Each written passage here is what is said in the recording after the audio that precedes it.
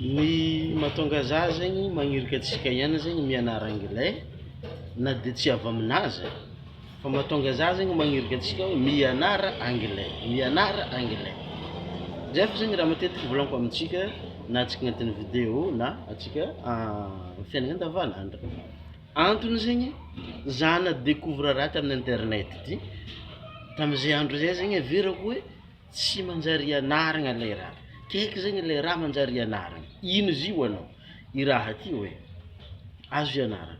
Fa tamin'ny andro zay zegny za nagnano recherche tamin'ny internet presque Facebook, YouTube, internet jiaby zegny safe izy koa anao zegny mahay anglais igny zegny afaka mitaper zegny anao amin'ny internet hoe how to make money. Na koa hoe what is the secret between rich people and poor people? After saying Romang taper on internet, what is the difference between rich people and poor people? Kita fotoana za fa na zegny, dia tamay mbola tsy nahay tsara.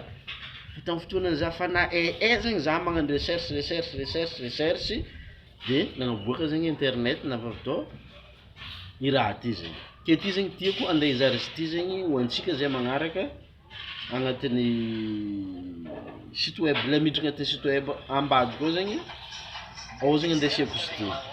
Zay zegny ny antony mahatonga za mivôlagna amintsika hoe mianara anglais. Mianara anglais. Tsy hoe tsy vitany hoe na andeha hiasa andafy fô fa ity zegny. Ity afaka raha mipetraka an-tragnonao fo mahazo ity zegny. Ity zegny raha hitako tamin'izay zegny tsy haiko ambelako amin'ny site web ambany ake zegny. Izy koa anao tafiditra site web zegny ambany ake zegny ambelako izy ty zegny ke ataoko fa hisaotra zava be zegny anao aminazy ty safe izy ty zegny raha nanahiragna tegna nanahiragna dia après zegny hita dia mianatra dia nagnano pratique fa ao zegny anao madécouvre hoe ino mi raha io. T. Harvecker went from zero to millionaire in only 2.5 years and has now taught over 500,000 people his powerful principles for financial success. Stay tuned and learn his secrets of the millionaire mind. Here's T. Harvecker.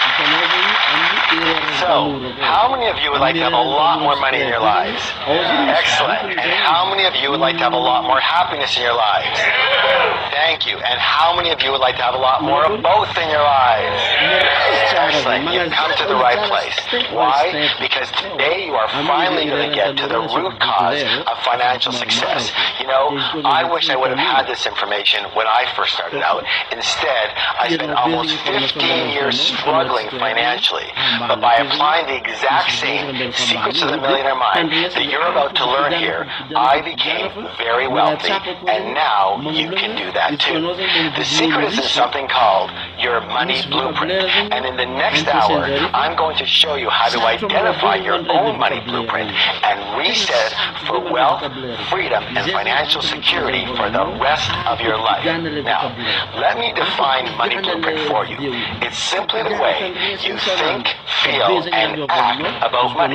And this applies to everyone, whether you're a plumber, a doctor, a CEO, or you're retired. Again, it's how you think about money. And it doesn't matter whether you have a lot of education or very little. Now, I know this sounds way too good to be true, but I promise you, if you stay with me, you will know without a doubt in every cell of your body that it is your money blueprint that is the real root cause of financial success, mediocrity, or failure. And you will also understand how your money blueprint determines your feelings around money, including your fears, your worries, and even possible feelings of guilt.